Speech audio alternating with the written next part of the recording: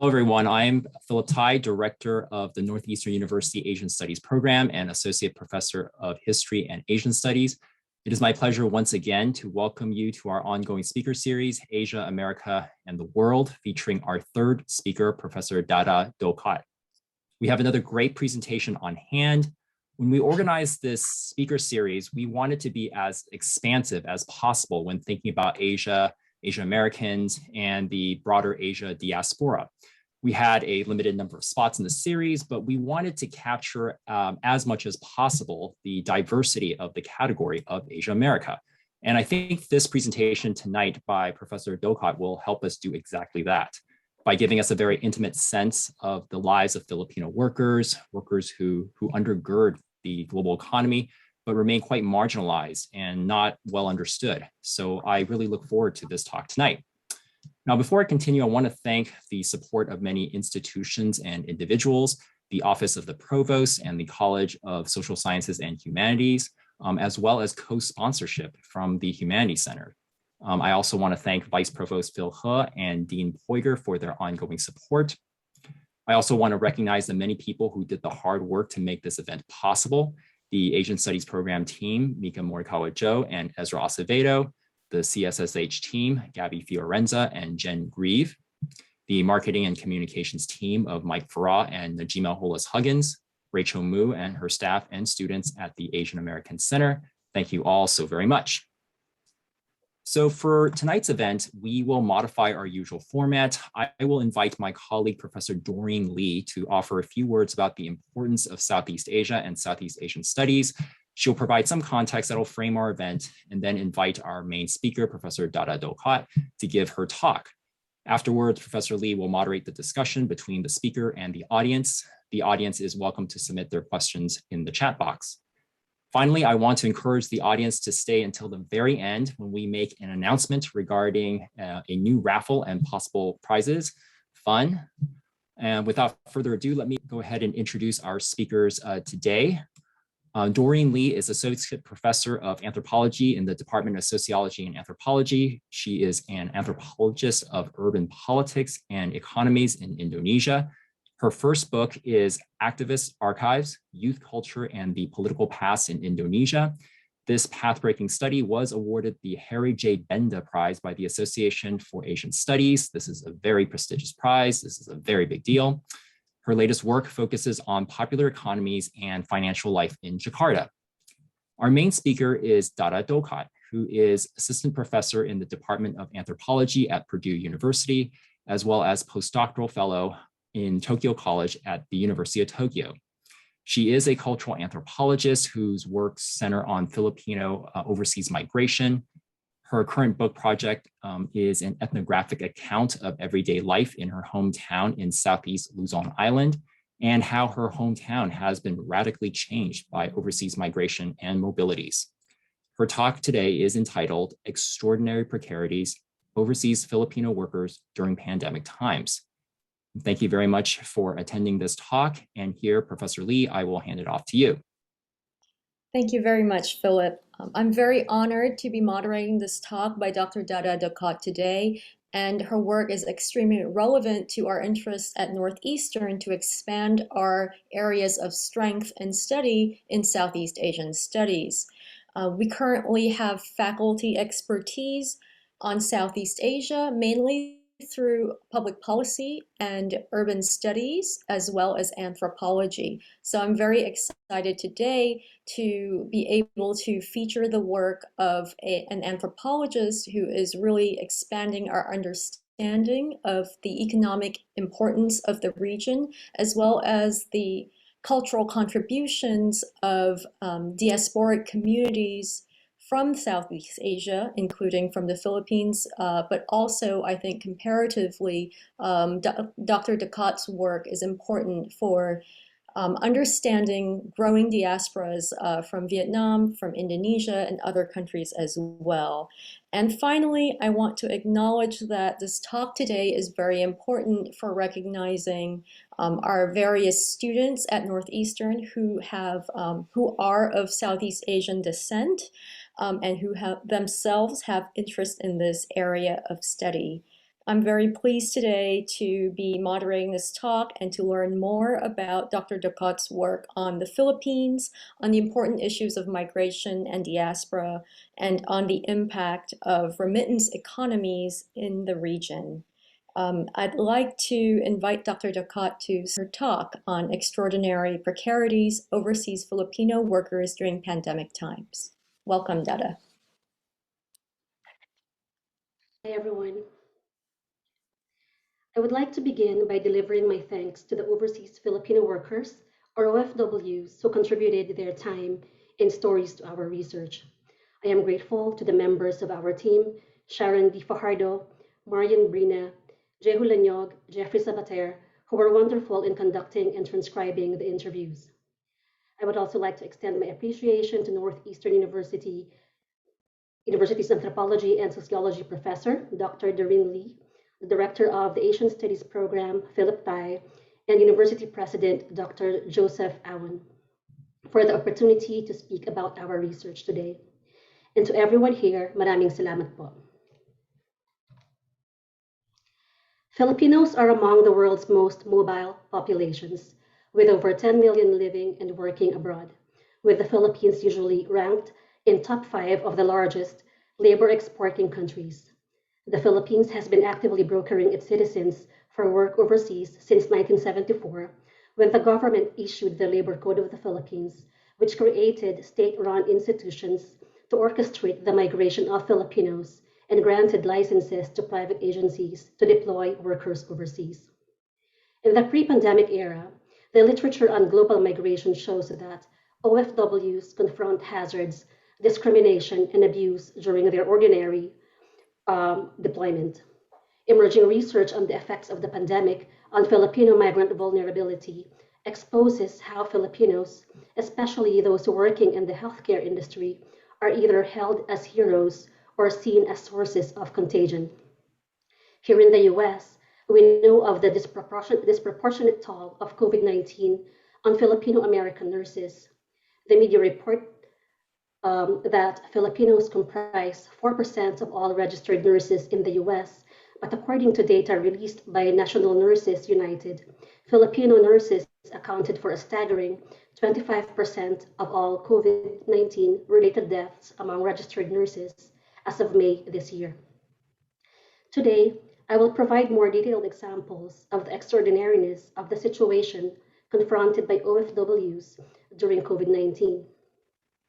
First, I would like to introduce Wendy, a domestic worker in Kuwait whose experience of the pandemic is anchored on what Wendy calls half happiness. I will follow this with the narrative of Ara, a nurse in the UK, and her struggles with the toxicity that she encountered. As I retell Wendy's and Ara's stories, I will invite the audience to consider what they know about global capital, resource, migration routes, and discourses of development, and locate Asia-America in the broadest sense in these two Filipino migrant stories told from Kuwait and the UK. Finally, I will close with what resilience means during the pandemic for some OFWs we interviewed. As an anthropologist of the hometown and the diaspora, my goal is to bridge conversations from labor exporting countries such as the Philippines to migrant recipient countries globally. I hope to open conversations about the enduring impact of what I call multiple colonialisms in the production of migrant precarity and open space for pushing against deepening global inequalities. Migrants' lives overseas, here in the US and elsewhere, need to be constantly looped back to the enduring and thickening precarity experienced back in their home countries. In the Philippines, these precarities have a very long history that is deeply embedded in multiple colonialisms, including by the US Empire. Before I introduce Wendy, I would like to note that we asked OFWs we interviewed to send us photos representing their experience during the pandemic. I will show some of them as I go through the narratives based on Wendy's and Ara's stories. Half happiness. It's 1 a.m. here. This is the time that I get to rest, Wendy told me over Zoom. Wendy had bought prepaid internet credits to download Zoom to her phone and was ready to video call. On video, Wendy sat on her bed, her hair tied in a neat bun.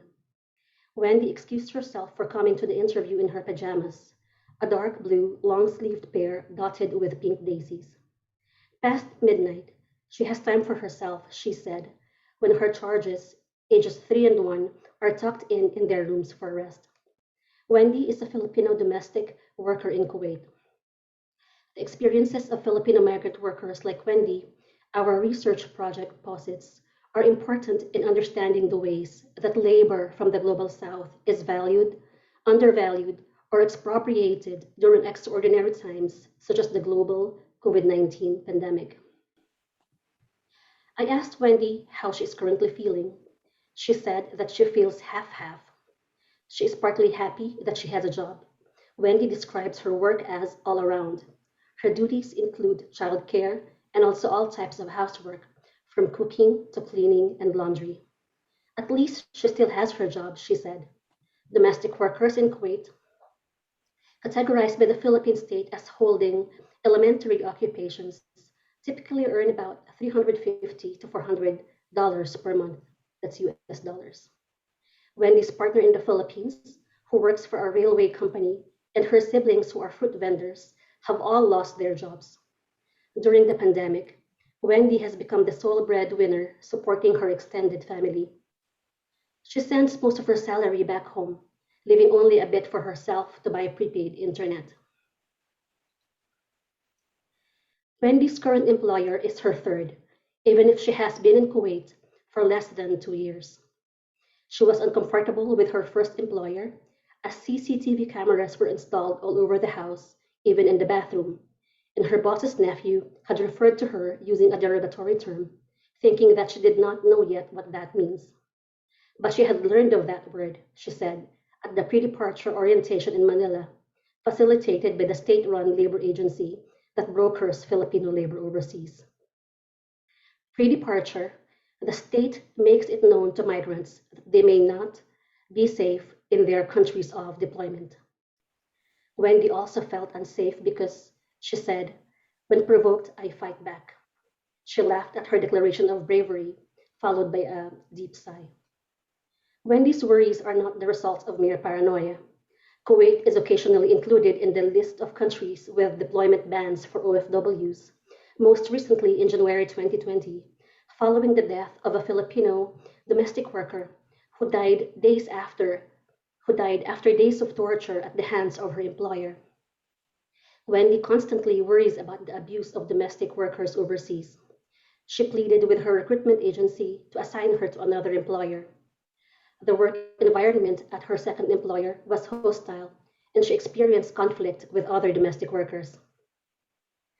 Wendy told me that she had read on Facebook about a fellow Filipino domestic worker who had jumped off a residential building during the pandemic. She laughed uncomfortably, saying that she is not sure if the source was reliable, because fake news is everywhere on social media, she said.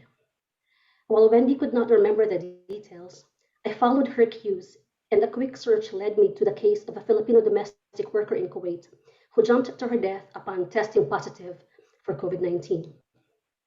This was just one of many deaths.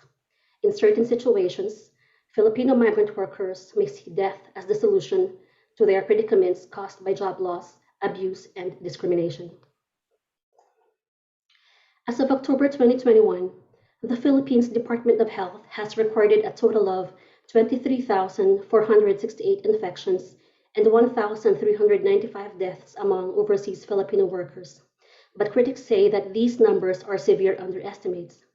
The Middle East and Africa has recorded the highest number, with about 13,000 cases and 900 deaths. More than 1 million Filipinos have voluntarily returned or have been repatriated to the Philippines since the pandemic began, due to job loss and distress. The Secretary of Foreign Affairs of the Philippines notes that the mass repatriation of Filipinos during the pandemic is the biggest in Philippine history and possibly anywhere in the world. The last mass repatriation of Filipinos happened in 1991 when 20,000 to 30,000 OFWs were brought home from the Middle Eastern countries amidst the turbulence of the Gulf War. Wendy told me that she is half happy that her madam and her husband are generous to her and her family. Her madam gifts her clothes, like the one she was wearing during our call. On her birthday, celebrated during the lockdown, she was grateful that her employers granted her request to be taken to their parents' home, where 2 other Filipino domestic workers live and work, and she could share with them the cake that her employers gifted to her for the occasion.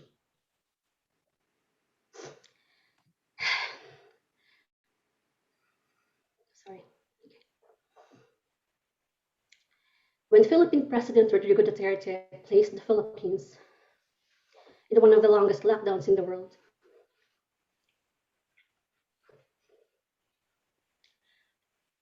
her madam gifted Wendy's children in the Philippines with 2 tablets to use for virtual learning. Her madam also adds items to the care package or balikbayan box that she is incrementally filling up to send to her family back home.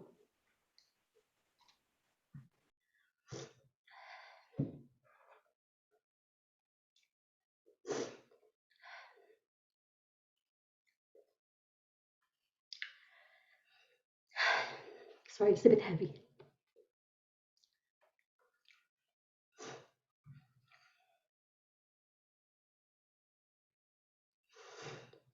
Okay.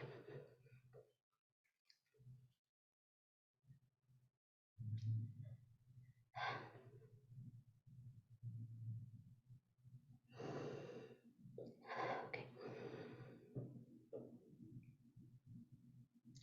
Wendy is grateful that her employers brought her to the hospital when she was sick with COVID-19. They brought her fruit and medicines that she needed to recover. However, she told me that duties never ceased, even when she was sick with COVID. She abided by whatever her employers asked of her, including caring for their children, even if she might infect them. In July, the Philippine Labor Attaché to Kuwait called on the Philippine government to temporarily suspend the deployment of skilled OFWs, such as engineers and workers in the oil and gas industries, etc., to Kuwait. However, domestic workers are supposedly less exposed to the virus as they live in the residence of their employers, the labor attaché said, and therefore visas for them required no suspension. The situation of her current employers is the best Wendy has experienced so far, but she is unsure why they would not give her the weekly day off that is stipulated in her contract. She feels exhausted without any days of rest. She said she has not had a day off since moving into her current employer's house, which was before the pandemic started. Wendy is half happy, but she's also worried about her family back home. It is Wendy's first time working overseas and being away from her family. Wendy left behind in the Philippines her 2 children, ages 8 and 5. She told me that her madam had used a pregnancy test in the morning. Wendy thought having a new infant to care for would be additionally taxing for her, but she was relieved to know that the result was negative. Wendy's short but gut-wrenching work history in Kuwait that began with 2 unfortunate employment experiences and the broader horror and violence against Filipino domestic workers overseas, set against the limited generosity of her employers, who do give gifts occasionally, but do not let her take her stipulated day off, flesh out the meaning behind Wendy's confession of being half happy.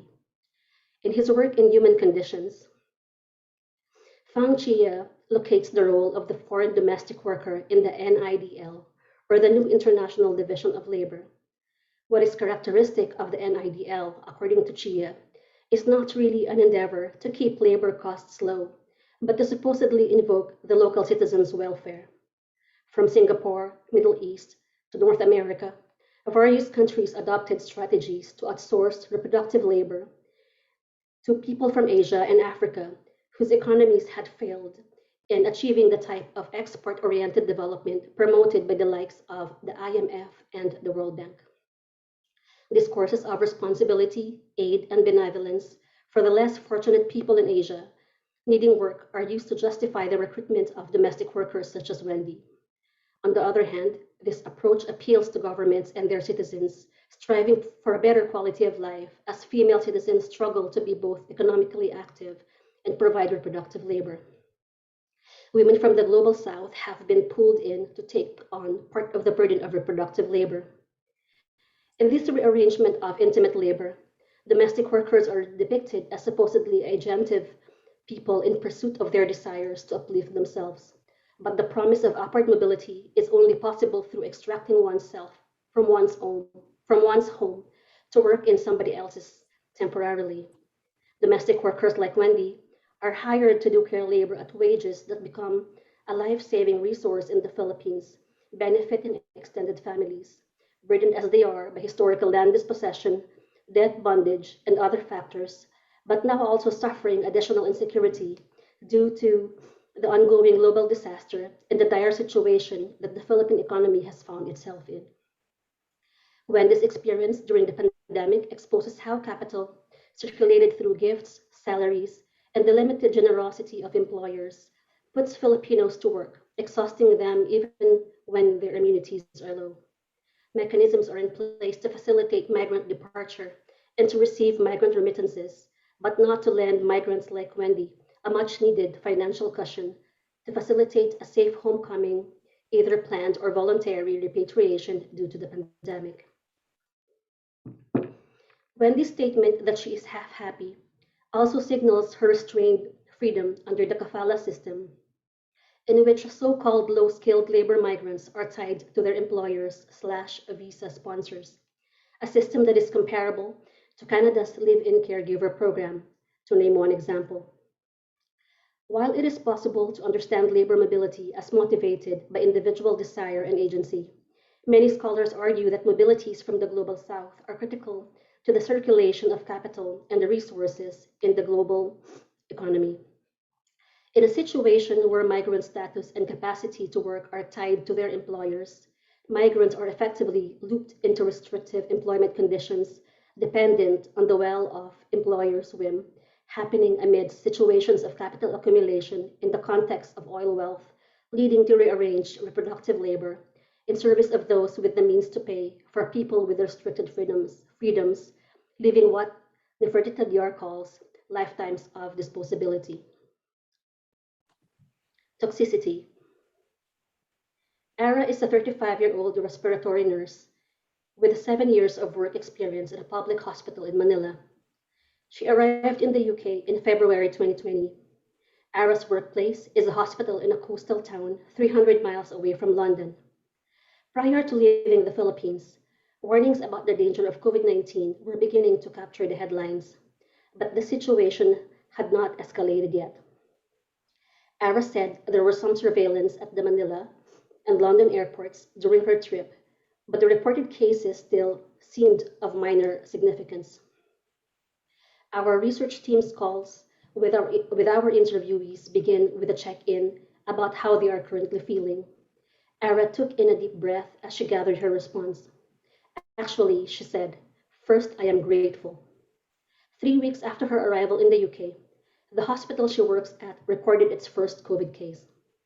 With extra care, she was able to evade the virus for months, but she was potentially exposed daily as a respiratory nurse handling cases of those on the other end of life care.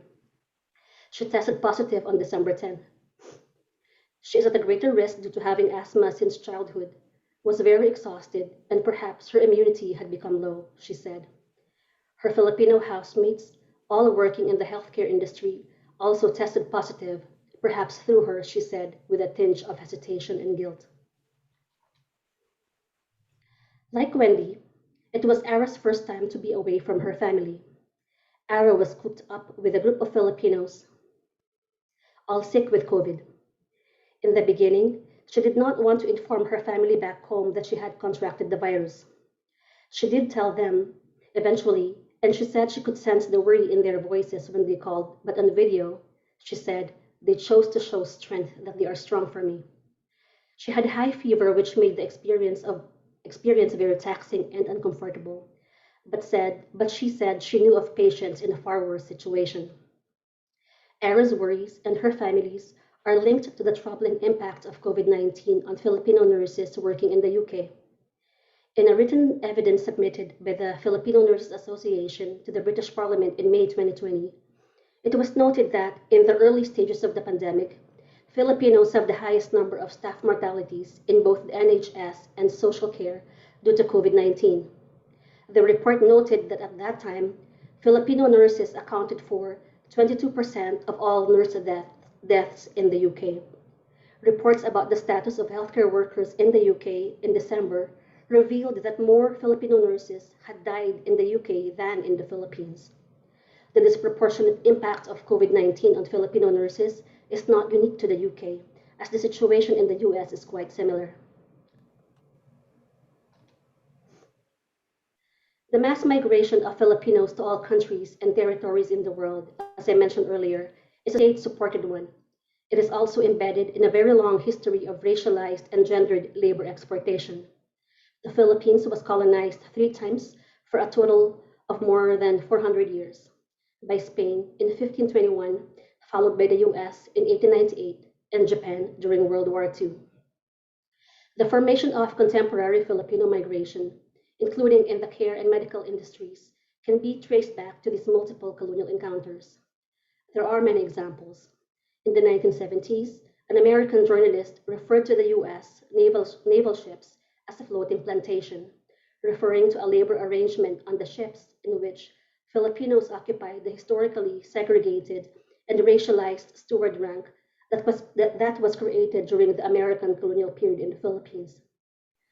In 2009, the first batch of Filipino nurses arrived in Spain under a bilateral agreement, but faced pressures to reskill despite their training and experience. The Spain-Philippine agreement did not cover support for their training, including language. As a result, Filipino nurses arriving in Spain worked instead as babysitters, waitresses, caregivers, and English teachers. Respondents in our research, those who are not based in Spain, spoke about receiving training in fields such as engineering, but finding themselves working in jobs such as hospitality, as their English language skills was all that was needed to work overseas. Training, education, and aspirations for modernity set up by colonialisms that were then appropriated by global capitalism, absorb, make flexible, and expropriate labor surplus to their advantage. Hit hard by COVID-19 in April last year, Spain's Ministry of Employment suddenly expedited the processing of Filipino nurses' work permits as it rushed to strengthen the country's medical workforce. Suddenly, Filipino nurses who were stuck for years in jobs other than what they came to Spain for under the official bilateral agreement, were finally allowed to work in the profession they had trained for. For years, they had to undergo a rite of passage, the flexibilization of their labor. Like magic, Filipinos were suddenly deemed qualified despite years of exclusion from the medical industry and were absorbed into Spain's COVID hospital wards.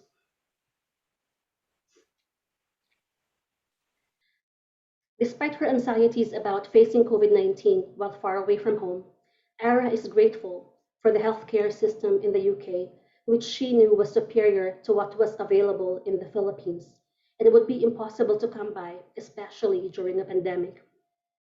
Filipino nurses in the UK appealed to the NHS to set up a 24-hour helpline specifically for Filipino healthcare workers. The association also expressed concern that Filipinos were being assigned exclusively to COVID wards. The UK healthcare system was ready to expose Ara to danger and the likelihood of death immediately upon her arrival. But she is grateful that there was at least a support system, which included staff checking in on her. Her co-workers were also understanding, and they told her to focus on getting better. Ara quarantined for 2 weeks and returned to work soon after, exactly on Christmas Day, because there weren't enough staff to work on the COVID floors. The recruitment of Filipino nurses to the dangerous front lines of care elsewhere links with the precaritization of healthcare workers in the Philippines. Ara was already an accomplished supervisor at a hospital in Manila with duties to train nurses in matters related to patient care. However, Ara experienced what she called extreme burnout while working in an environment that she called toxic.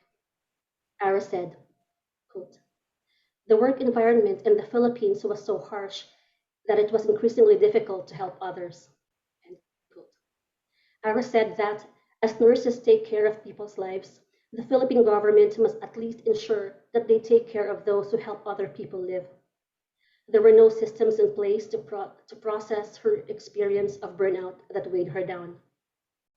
The healthcare system in the Philippines does not account for the mental health of health providers. Toxicity arising from lack of resources in the hospital and lack of care for medical workers consumed her and added to the stress of everyday life in the Philippines. Because of all this, Ara realized that she needed a new environment to nourish herself. Ara said her experience of toxicity in Manila that pulled her to what she called rock bottom melded with her desire to give her family a better life. Respondents in our research typically comment on the relative ease in finding work overseas. Those desiring to leave can tap many possible avenues. Jobs overseas are advertised on various websites. The government-run and private human resource agencies, and friends and family may have leads on where there could be openings.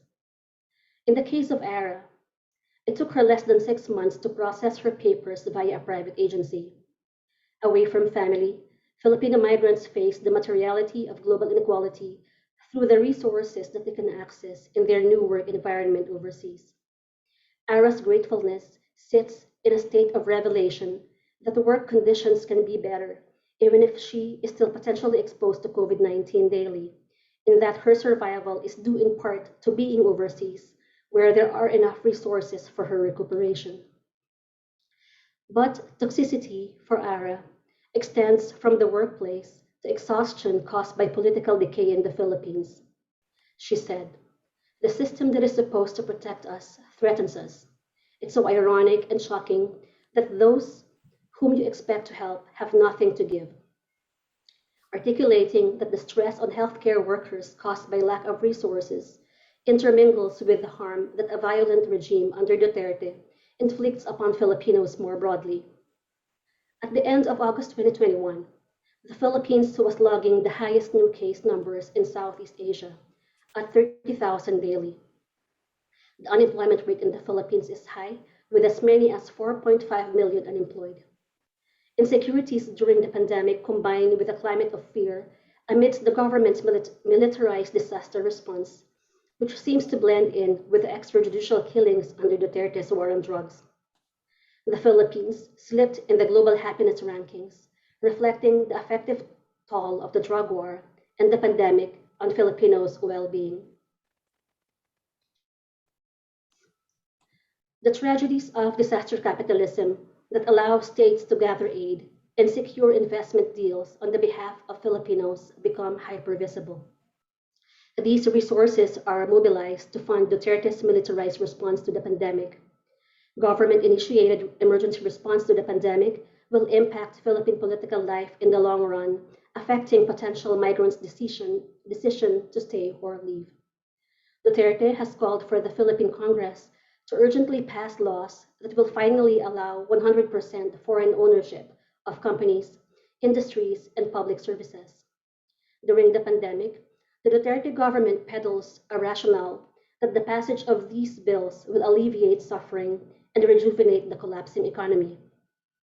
Progressive groups point out that the passage of the bills will benefit foreign investors and lead to intensified land extraction and exploitation of natural resources and of Filipino labor while violating the Constitution.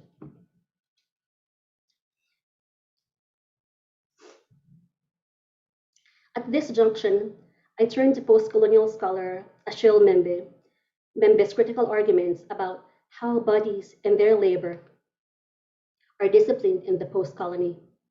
Membe argues that labor in the post-colony is no longer simply expropriated, used, and abused in an effort to squeeze out economic productivity. According to Membe, forced labor took a different form of racialized labor during the colonial period. In contrast, A post-colonial situation subjects people to what Membe calls an economy of death. Respondents in our research often indicated that it was hard for them to find a reason to stay, especially due to the prevalence of irregular employment contracts in the Philippines.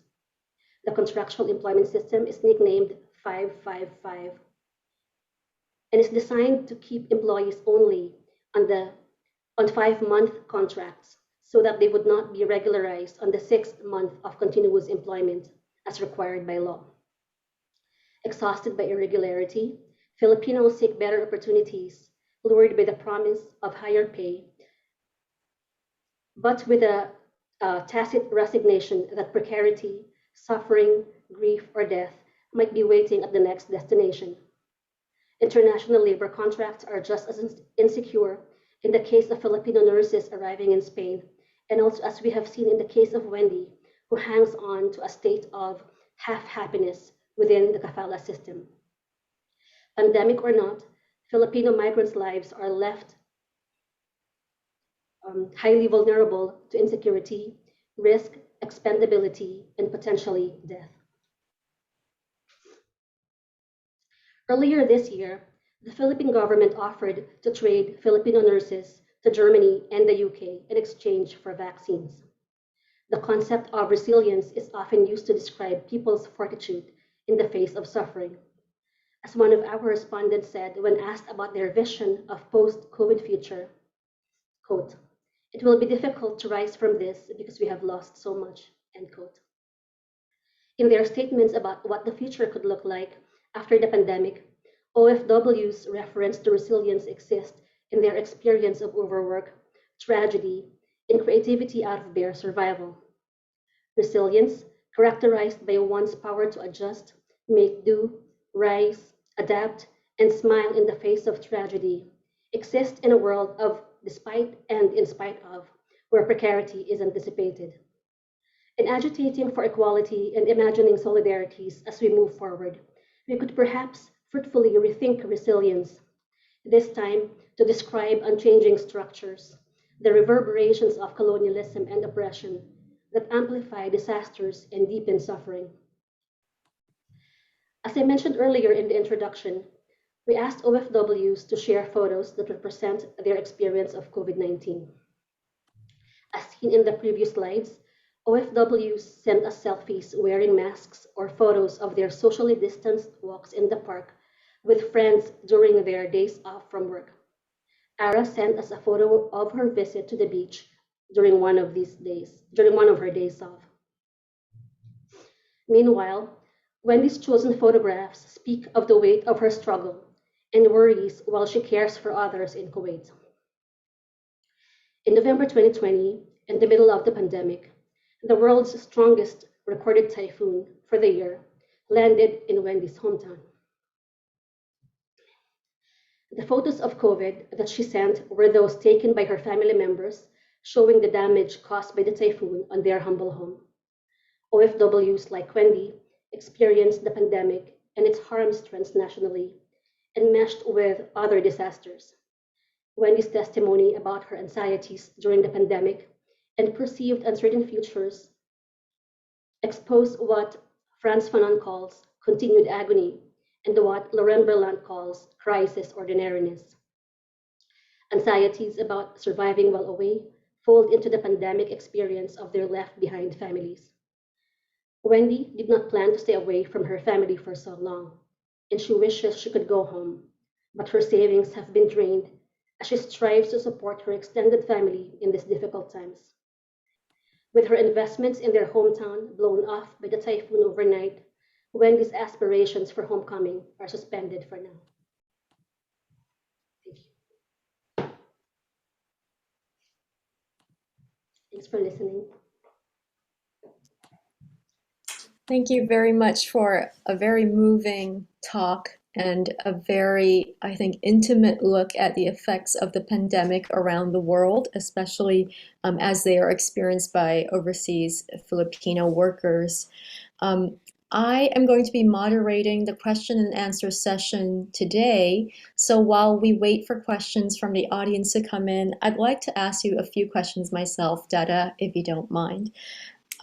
So Dr. Docot, you've brought up some very important issues and concepts today that really situate for us the context of these labor mobilities and labor migrations.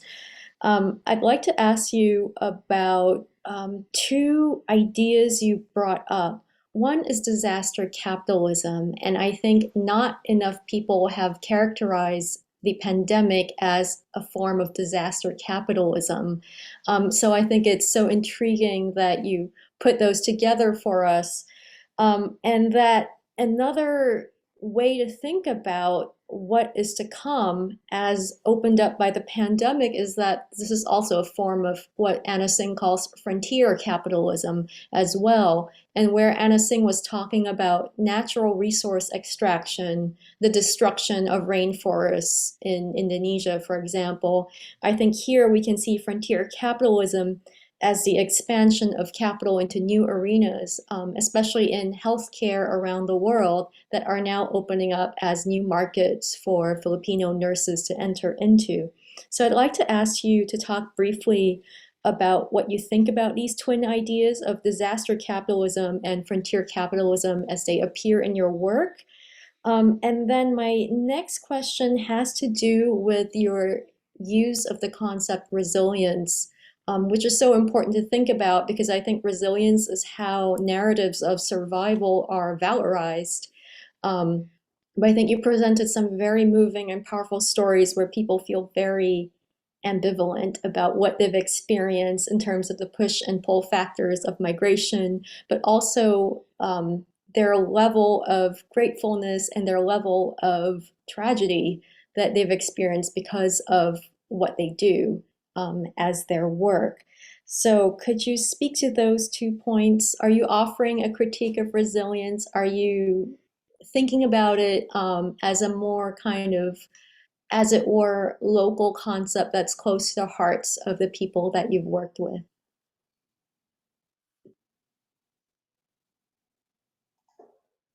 Hi, thank you. Can I begin with a second question about resilience? Yes.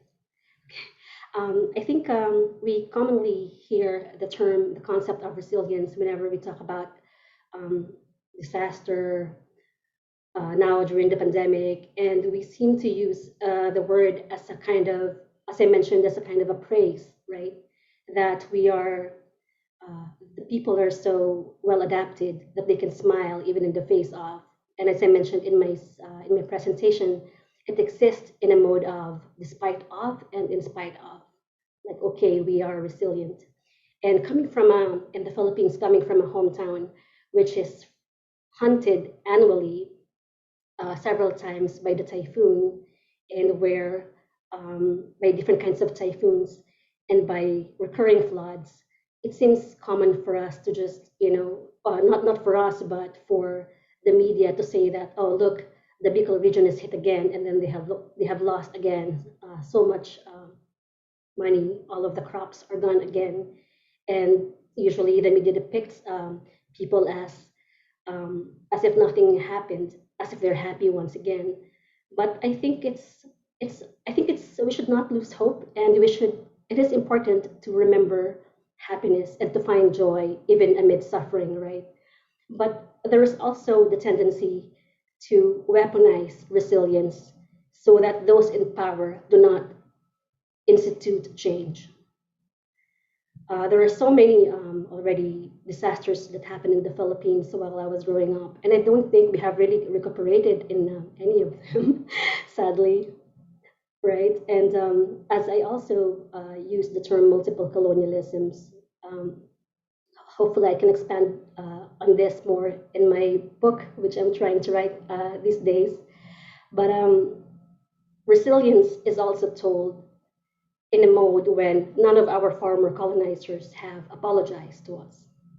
None of them have paid us reparations.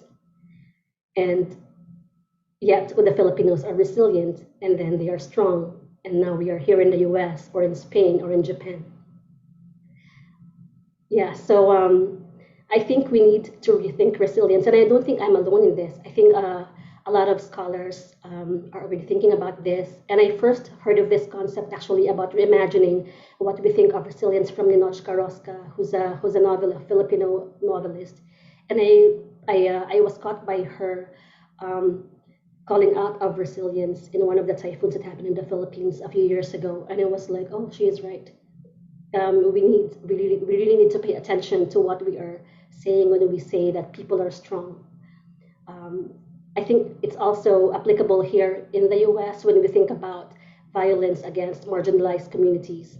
And we might think of these communities as strong and as creative. But on the other hand, systems that are oppressive are also resilient, such as white supremacy. I mean, white supremacy is so strong; it's hard to shake it off, right? So I think maybe it's one way to reorient ourselves to think that maybe we need to break down on the resilient structures that oppress marginalized communities. So yes, I think I would like to develop this further moving forward. And about disaster capitalism, thanks for that question. Um, I think it's a common tragedy in the post-colonial global South to be confronted with issues such as disaster capitalism, right? And here I am thinking about um, one post-colonial scholar. I think it was I can't remember who said it, but one of the post-colonial scholars that I cite mentioned that theft or the arrogance of post-colonial governments tend to happen in a state amidst powerlessness. So when they try to steal or when they try to extract on people, it's really because of a state of powerlessness during the post-colonial period. So I think while there is um, massive global inequality, disparity, and while everything is unequal between the global north and the global south, there will always be a part of the spectrum that it will always be extracted, that will always be capitalized on, right? So disaster capitalism is just, I think, every time we need to talk about a disaster, we need to think about how capitalism tries to extract energy, resource, labor from marginalized groups and communities. It's just we should focus on that. And here I'm also thinking about um, an anthropologist of disaster uh, who has written about what she has called I think it was Adriana Garriga Lopez who wrote about what she called compounded disasters. How, for example, in the case of Puerto Rico, how Puerto Rico is experiencing the tragedy of COVID-19 is also very similar to what's happening in the Philippines. Capital will always try to extract resource even amidst people's suffering. So, thank you. Thank you. I am going to ask one quick question and I'll pass the floor to Philip as Philip has a question, and then I will read a couple of questions from the audience. So that's the order of things. My quick and final question to you is about imperial legacies in the present, because I think you spoke so powerfully again of these sort of compounded disasters as kind of a lived experience of history and a really colonial history. I do wonder if you could speak about the way in which imperial legacies could also be monetized, because I think you mentioned in some of your stories of your interlocutors that their qualifications were, as it were, post-colonial legacies, because all it took for them to get a job was the ability to speak English. But then it slotted them into the service industries, which they weren't particularly, trained for, but yet that was the way in which they entered the global marketplace. Could you speak to that? Yes. I think it's important to remember that when the Philippines was colonized by Spain for over 300 years, Spain tried to keep the Filipino population ignorant by not giving them education. They were kept, quote unquote, savages, so that they would maintain the kind of work that was expected of them by the Spanish Empire. And when Spain sold the Philippines to the United States, the United States came and offered free education. So there was a very stark difference between what Spain and the United States could offer, right? And a lot of scholars have written about how one of the reasons, perhaps, of Filipino acceptance, quote unquote, of the U.S. empire was that there were suddenly free things, like they were benevolent, right? It was called a benevolent occupation because they offered things like food and maybe working on the U.S. naval ships and also education so that they could become modern. Whereas the Spanish Empire did not do that. It was a different kind of occupation that had different goals. So coming from the American period, then the project really was the benevolent project by the U.S. Empire was to educate Filipinos and to kind of craft us, craft Filipinos into a different kind of into modern people with perhaps who are professionalized, who are somehow kind of starting to um, move them move themselves and their families away from farm work towards education. And part of it is really to institute the colonial tongue into the educational systems. So until today, English is the main language, one of the main languages in the Philippines. It's the official language of the law, um, and in education. And we see the repercussions of that in the ways that Filipino migrants move. So, for example, in the case of the Spanish, those who are bound to Spain, right? They were trained as nurses. But once again, we should also remember that the nurse training was also linked to the projects of modernity by the U.S. Empire in the Philippines as a way of educating Filipinos in modern scientific medicine, right? So when Filipinos moved to Spain, yeah, they could speak English, so maybe they didn't need to be nurses because their skills were doubted, right? So maybe they could just be babysitters and English teachers. And it was also the same case for China, for example. I have another project that didn't talk about today, but I have a project on Filipino teachers in China. And a lot of the people that I interviewed were saying they were trained in nursing or in other professional routes of towards modernity, but because of the boom and bust of the nursing profession in the Philippines, because the demand is based on the needs of the UK or the US. It's not based on the Filipino demand, right? It's always based on the demand of whoever, like an American company. So because of that, the Filipinos spend so much time, 4 to 5 years, in nursing education and find themselves unable to leave sometimes. But they speak English, so why not teach English in China, right? But then again, when you move to China, it's a very interesting case because Filipinos can speak English and maybe can teach and have maybe received professional teaching education on top of their nurse education. But when they arrive in China, they are confronted with what they call like uh, what was the term that one of my informants used? She used white speakerism. So she said that if you are not a native speakerism was what she said, then you are paid lower. So once again, arriving in China, even if a lot of foreigners can speak English, different kinds of Englishes, Filipinos arrive there as brown people and are paid less than the Americans or people from the UK who are able to speak English but who are also white. Thank you. I'll turn to Philip before I read some audience questions. Thank you very much, Professor Docot, for your very moving presentation. I really enjoy how your ability to tie these personal stories to this to give us this broader snapshot of global capitalism.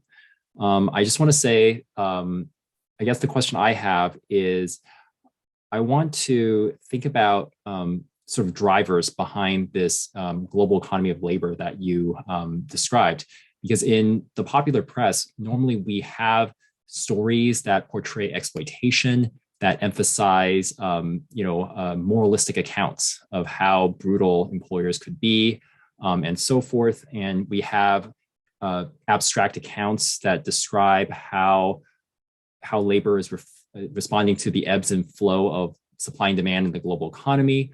I liked how you use certain phrases like state-supported, bilateral agreements, and so forth to emphasize the role of the Philippine state, the Philippine government, and how this market for Filipino laborers is a collaborative project of sorts, which I actually was not aware of.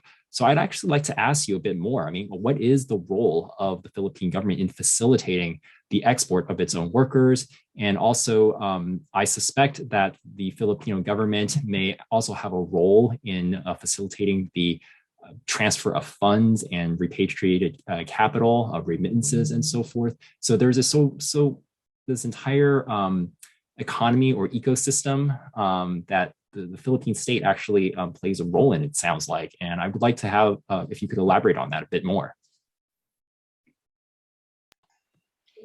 Thank you. Sociologist Robin Rodriguez, she has a book about how the Philippines is a state brokerage state. Yes, the Philippines basically brokers Filipino labor, and that has been going on since the 1970s under the former dictator Ferdinand Marcos. And until now, actually, the government does not admit that migration is its policy, because I think governments are not supposed to do that, right? Governments are supposed to say that they are developing internally, right? Thus, we have terms such as industrialization, development, and then they have blueprints. But yeah, the Philippines continues to say that it's just a temporary policy while we are paying our debts, but when we will be able to pay our debt is really possibly, yeah, I don't know, maybe it's not possible, but its regulation of migrants, its work in turning Filipinos into migrants really is deeply embedded in all facets of life in the Philippines, I feel. So my hometown, for example, from ritual, from festivals, the presence of migration is really, really felt deeply. It's woven in all facets of life.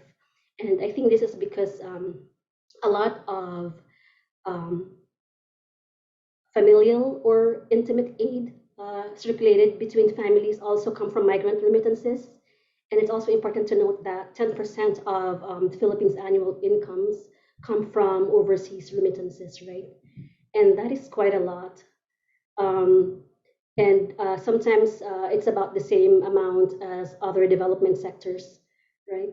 But apart from remittances, also in terms of education, when they were debating before whether or not they would increase the number of high school years in the Philippines, a senator was well, he wasn't caught saying it. He actually did argue it in the Senate. He said that, well, we have to start training Filipinos from high school so that they could be funneled directly to overseas work in the Middle East or elsewhere.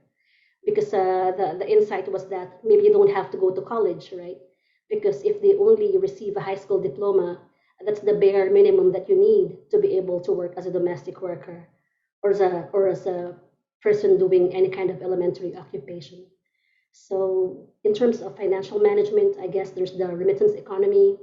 And then in terms of education, it's also um, just the reforms in in secondary education was kind of oriented towards that, towards funneling Filipinos to overseas work.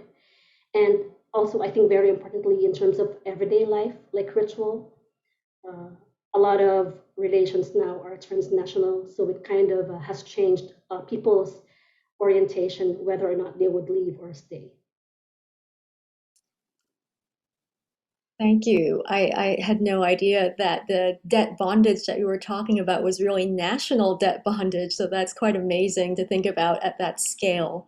I'd like to remind the audience to please send in their questions to the live stream chat, and I will be able to read them out loud. So please do send in your questions to the live stream chat.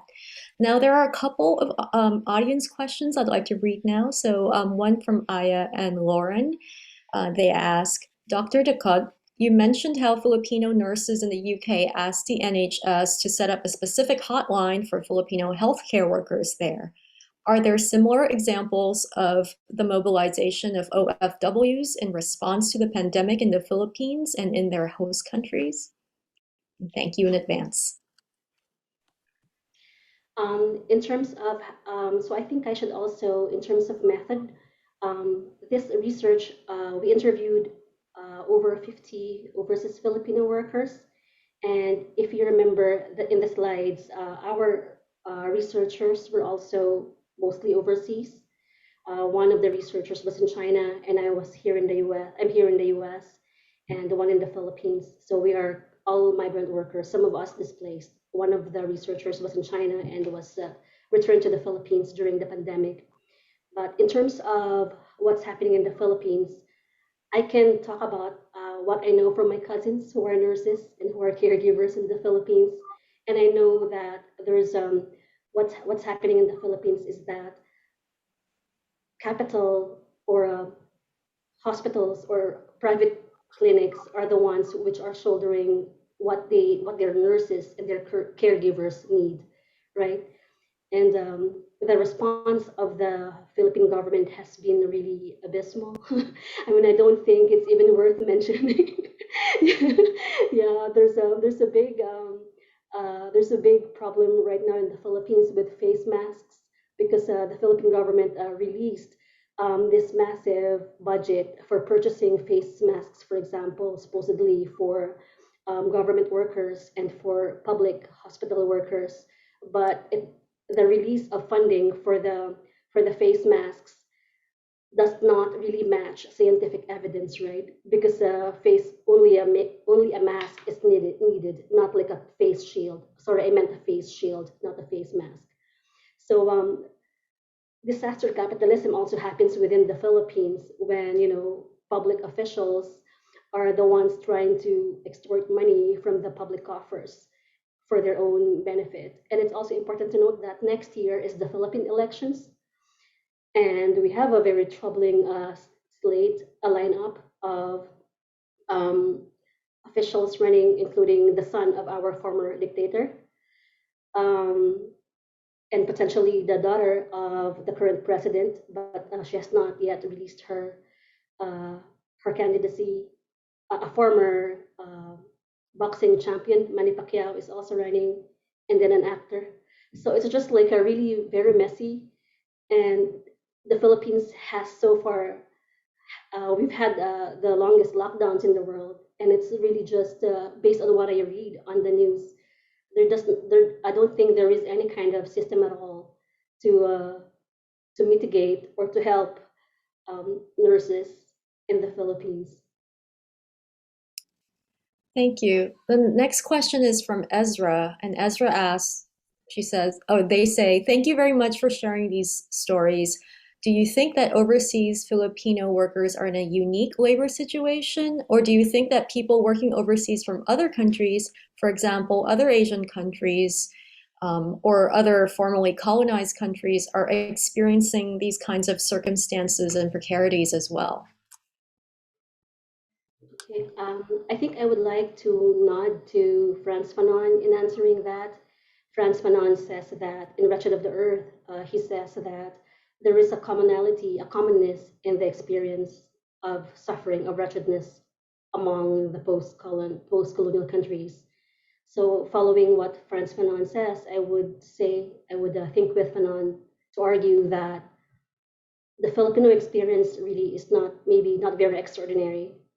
It's probably also experienced by Indonesian migrants, by Malaysian migrants, by African migrants. But once again, we can, I guess, revert back to my suggestion of thinking about resilience, right? That it's common because of this resilience of structures of oppression.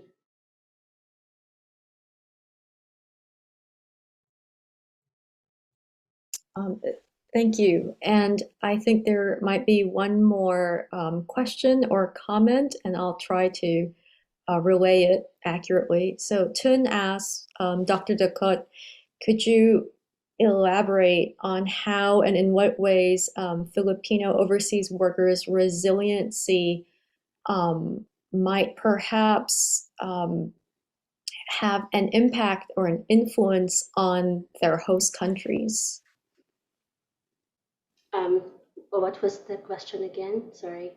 I think the question was about if you could elaborate on the ways that the sort of innovations or perhaps the activism or perhaps the organization of overseas Filipino workers might have an impact on their host countries. In terms of migrant organizing?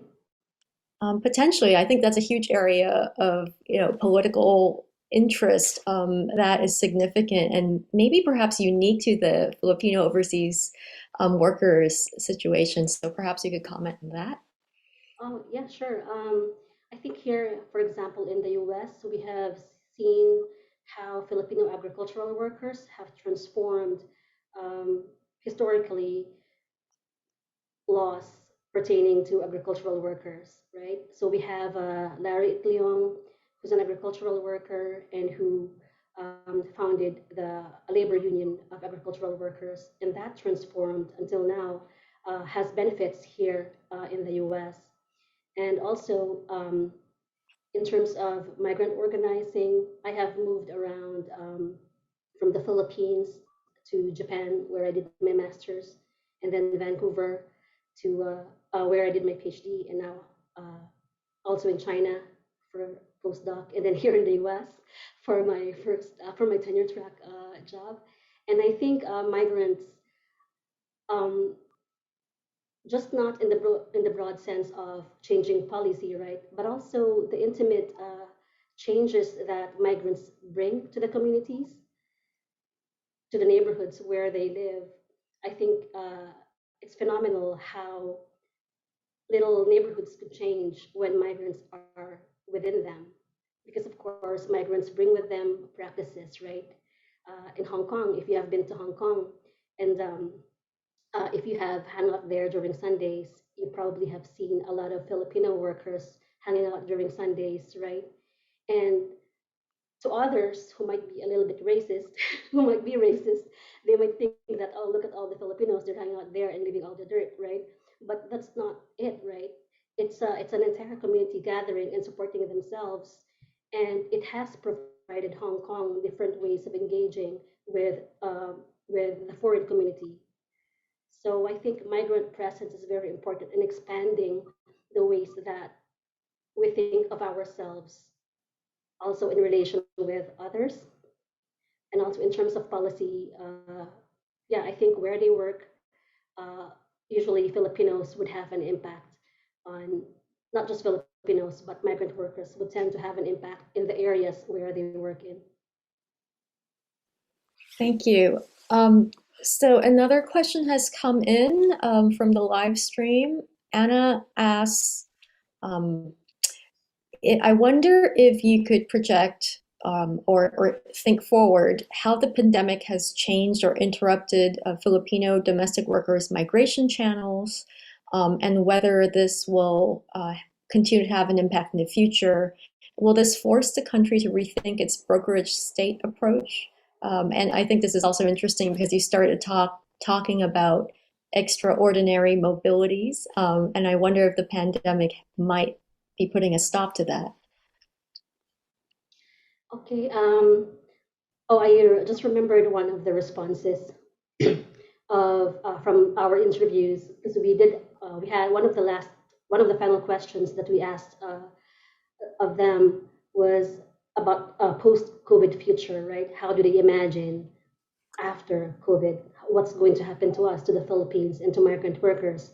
And I was really struck by a response by, can't remember right now where the migrant worker was from, but the migrant worker said, well, 1 million Filipinos went home, so they must open 1 million jobs for us, right?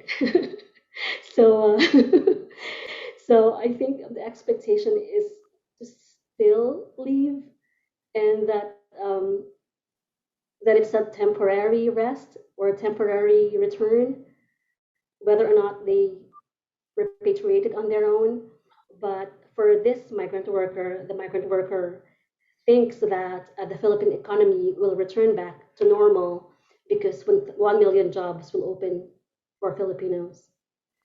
And he's not alone in that orientation, because one of the workers that we interviewed, for example, he's a teacher, an English teacher in China, and he tried for so many months. For 2 months, he was staying at a dormitory for overseas Filipino workers while stuck in Manila, trying to return to China to be able to teach. And for him, uh, he was really very insistent on going back, on leaving. I think that's also out of a situation when people leave, they become looped in a circuit, sometimes not all the time, right? But they sometimes borrow from lending companies, and they need to be able to pay that throughout their lifetime or in the coming years. So I don't think that migration will. I don't want to say that it's here to stay, but I think migration policies, or not policies, but the orientations of people to leave are strong. And I think that's not only because of the intention to help family, but also because of climate change. There are many various ways to study migration, right? In my hometown, which is always flooded, it's a common response of people to say that they want to leave because they want to be able to build a home that is resilient to the typhoon, to build a stronger house that won't crash when we're hit by typhoon signal number 5 every year. And that's climate migration is one of them. Another would be political migration, because of imagine if the son of the dictator wins next year. I mean, just among my friends, among academics, some of them have said like they're probably not coming back. All right, I mean, so it's a form of exile as well. When Filipinos feel the need to extract themselves out of the country because of political violence, right? Um, yeah. So I hope that answers the question. So another question kind of follows up on what you just mentioned in terms of the slate for the election, the kinds of candidates that have emerged, and the sort of perhaps the lack of choices that Filipino citizens face in terms of their political future. So a question has come in um, about from Jada Letts, who asks, do you think that any of the candidates could bring about positive changes, even small ones, for overseas Filipino workers? Uh, um, um, as an overseas Filipino worker who's also registered to vote, I do have a bet, and I have I think on social media I'm very vocal about who I am supporting, and it's really hard, right? It's hard to say because there's also the conflict of the slate that I'm supporting, or the president the candidate that I might be now I'm really like mumbling because I'm caught. Yeah, yeah. So the candidate that I might be supporting also did not include, for example, a candidate from the marginalized. Well, they did include, but a bet, a major bet from the marginalized community was not included in their slate. So that was also negative on their part. But I think there might be options. But once again, the problem here is that um, there's a wide division. It's not a united opposition against Duterte and Marcos, right? There are several candidates Manny Pacquiao might be, might be recruiting a group of supporters, and the Filipino actor might be getting his as well, and others. So that's a major problem in the Philippines, because what happens is those who are opposed to the regime and to Marcos, their votes get split. And then in comparison to the Duterte Marcos vote, which might be solid. So that's against the opposition, right? And this was what happened before how Duterte was elected. It was I think it's important to remember that Duterte actually did not win the most number of votes. If you add all of the opposition votes, it's actually more than Duterte's votes, what Duterte was able to gather for himself. But it was because of the split among the opposition that Duterte won. So I think we should really be careful. Filipinos should really be careful in moving forward and to think of possibilities to unite the votes. And also, I think it's also important to recognize, using an abolitionist perspective, I guess, that, elections is also a game of the powerful, right? I think in Indonesia and the Philippines, we kind of recognize that we already know who's winning, right? Because votes tend to be bought, and systems tend to be rigged, right? It's not like in Canada when you vote online and your vote is logged, right? Here it's like there's a massive delay, and then things get stolen, and Yeah, there's and I also think I corruption. think your response is so telling about another form of capitalism, perhaps that we need to talk about, which is electoral capitalism and the way that brokerage works in electoral systems around the world. But thanks for reminding us that, of course, the Philippines is extremely internally differentiated in terms of political interest. But it would be very interesting to see. Where overseas Filipino workers see their interests aligning, and whether we can accept those choices as academics, as researchers, as scholars. One more question has come in from the chat, which I think you can probably, I can guess the answer of, but perhaps you can illuminate this issue for us. A question has come in asking about, are there citizenship issues for workers' children who are born overseas? Citizenship issues. Yeah, I think it's a question of whether or not, well, first, do overseas Filipino workers, are they able to have children overseas when they're on contract? I think that's the first question. And then are there citizenship issues for Filipinos, the children of overseas Filipino workers born abroad? Okay, I think we can look at some examples. For example, Singapore. Singapore is very strong in regulating migration in terms of bioreproduction, right? Biopolitical power.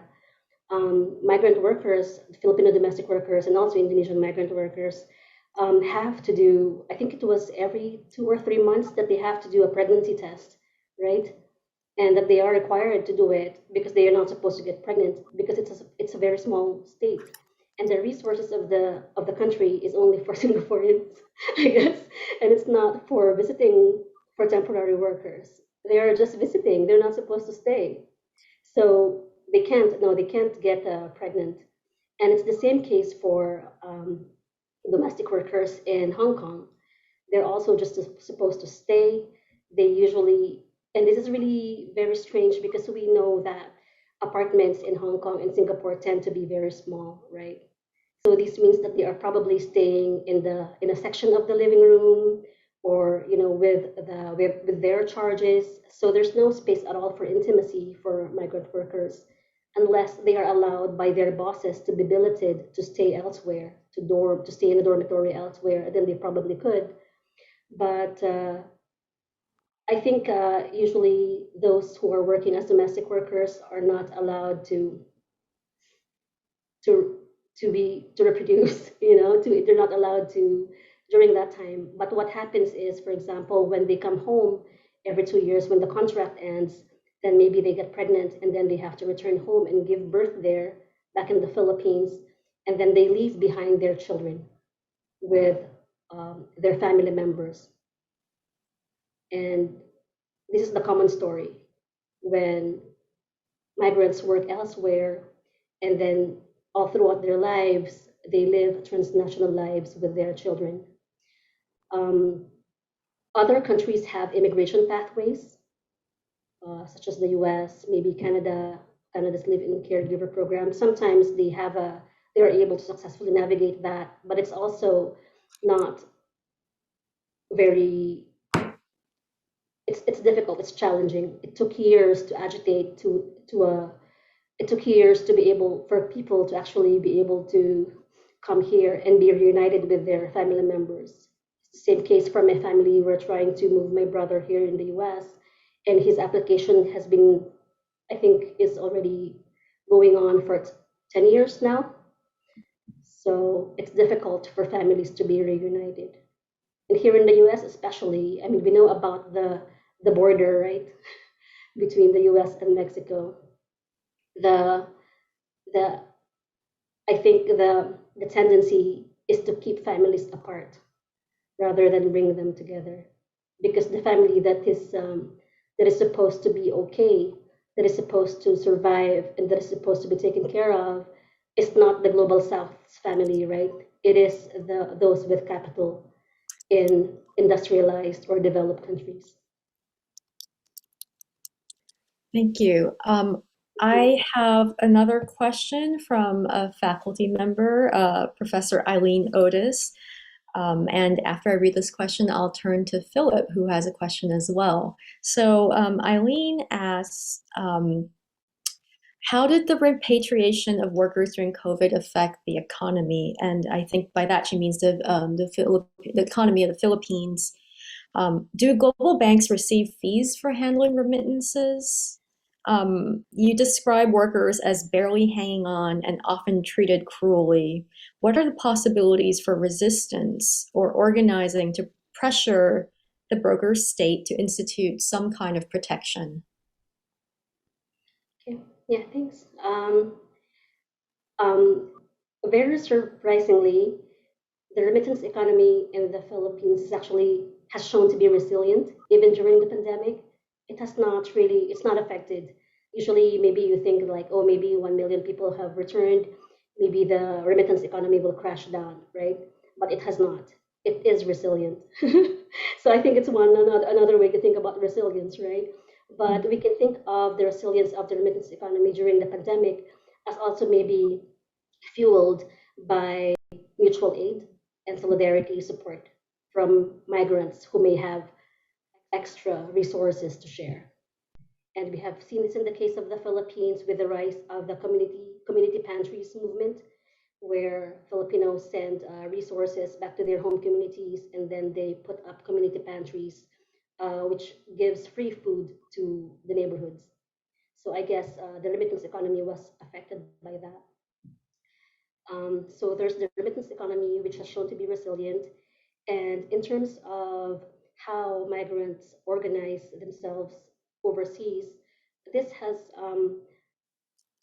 I think, overseas Filipino workers have shown over the years that they are really very strong and united, despite all the problems that they might face together overseas. In the 1980s, the Marcos government actually tried to control the remittance economy. What he wanted to do was to require Filipino workers overseas to send a portion of their salaries every month back to the Philippines. So they were supposed to be required.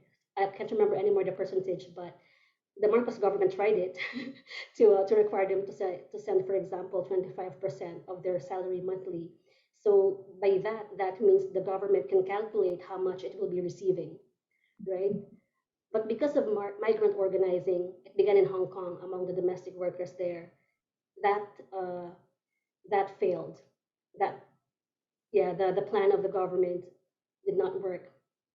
But the government keeps on, once again, the government is resilient in wanting to extract resources from migrants. And still, I think the last time that because I was writing a dictionary entry for a dictionary, and I was assigned the keyword remittance.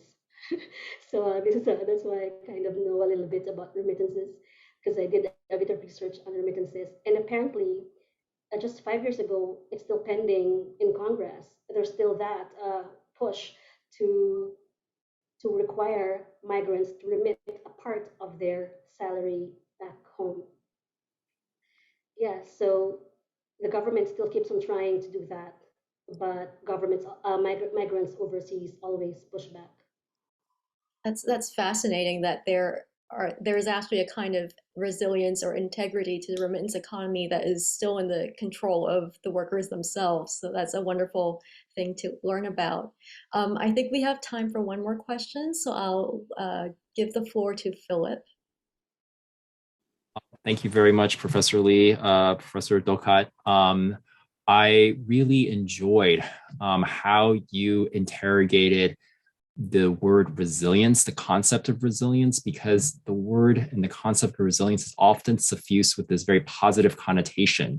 And I liked how you pointed out that it's not always the case that being resilient is a good thing, and that also oppressive systems could be resilient. So I really think that's important because the word resilience is also something that our school Northeastern thinks quite a bit about. And I think that your presentation is an excellent reminder to think more broadly about what that term actually means. I'll ask a very quick question, which is I'm curious to know how this discourse of resilience might play out among workers themselves. How, to what extent do they have to use the mindset of being resilient in order to sort of muddle through their ordinary challenges and ordinary lives, and what kind of discourse of resilience might back home in the Philippines might the society employ? Do they valorize it? Do they recognize the emptiness behind that term? I would really like to understand maybe different Filipino perspectives on the concept of resilience. And Thank you. Thanks. For this presentation, I read or listened to and coded about 30 interviews out of the over 50 that we were able to gather from December 2020 to April 2021. And one of the codes that I was using was resilience, right? And as I was reading the transcript, oh, this sounds like something that could go under the keyword resilience, right? And I was able to log some of them under the keyword resilience. And I think based on the people that we interviewed for this project, resilience for them seems to mean, of course, they also mean very, positive. They could also be very positive when for example, the teachers in China, when they said that they didn't really have enough skills to do virtual online learning, and suddenly they had to come up with videos and PowerPoint press. I think we kind of we can relate to this. That suddenly we fast trained ourselves and we are resilient because we are able to adapt our syllabus, right, to very quickly to the needs of the time. And they talk about that in terms of resilience. That it was so interesting how some of the respondents would say, us Filipinos, we are resilient, we can adapt, we just smile, we can do it, we can show that we can. So that appears constantly. But I think also very, I was telling one of the researchers, one of my students, Jehu, I think is here. He's a my new MA student in anthropology at Purdue. I was telling him, you know what? I think the responses in the survey is different from the actual interview, because for this research, what we did was we first surveyed them. We sent out a survey, and it's a basic qualitative survey asking for their age, their location, how they feel about the pandemic, rank their current feeling from 1 to 5, if they're feeling safe, if they're feeling okay, and if they think the Philippine government is doing a better job, or if the consulates wherever they are doing a better job. And if you look at the survey, I think Filipinos would usually say like, yeah, we're okay. And then the results in the survey are predominantly very positive. Like, yeah, I'm doing okay. Yes, I'm feeling safe. The government is doing well. But when you compare the results of the survey with the interview, they completely do not match. Usually they don't. The interviews, you will get somebody who says, I'm half happy, I'm grateful, but I was sick with COVID and I went to work on Christmas Day. And I was sad because it was my first time to go on Christmas Day. But when you look at her survey results, oh, she said she was happy. So I think this is this is really rich ethnographically, right? Because it tells us that surveys don't work. Maybe we have to spend um, at least 50 minutes with a person to interview them. And one of the lines that I deleted from my presentation was when the domestic worker in Quebec actually asked me first via text. She asked me at before 1 a.m. Can we do the interview now? And I said like, are you sure it's late there? And she said, yeah, I can now because I have internet connection now, and then I bought prepaid internet so I can contact with you. And then I said like, okay, but it's going to be at least 50 minutes. And she said, no, she asked me how long it's going to be. And I said 50 minutes because I didn't want to tell her sometimes it's 2 hours. But it's not us who demand 2 hours. Sometimes because they feel that nobody has been talking to them, the interviews go on for 2 hours. So this is the reason why we have only 50 interviews because because it's exhausting for them also because it's a mode of sharing, and also for the interviewers who are doing the interviews in a way that seems like a consultation for giving emotional support, right? And this is really hard because we are not trained to give emotional support, right? But for this project, as principal investigator of the OFW's Amid COVID-19 project, what I did was to select researchers who have a migrant experience. So this is why we have a researcher in Beijing who's a Filipino migrant worker, and this is why we have another one who's a returning from China to Manila, and a student of mine whose family moved from the Bicol region to Manila, and myself, also a overseas Filipino worker. So through a positionality that is grounded in a migration history, I feel that it's possible to share intimate stories. And also, I wanted to also just to mention, to refer back to earlier when I was talking about the story of Wendy, because I got emotional. I was really worried because it's recorded and it's probably going to hang out in the digital, in the internet for a very long time. But it's okay. I mean, it's.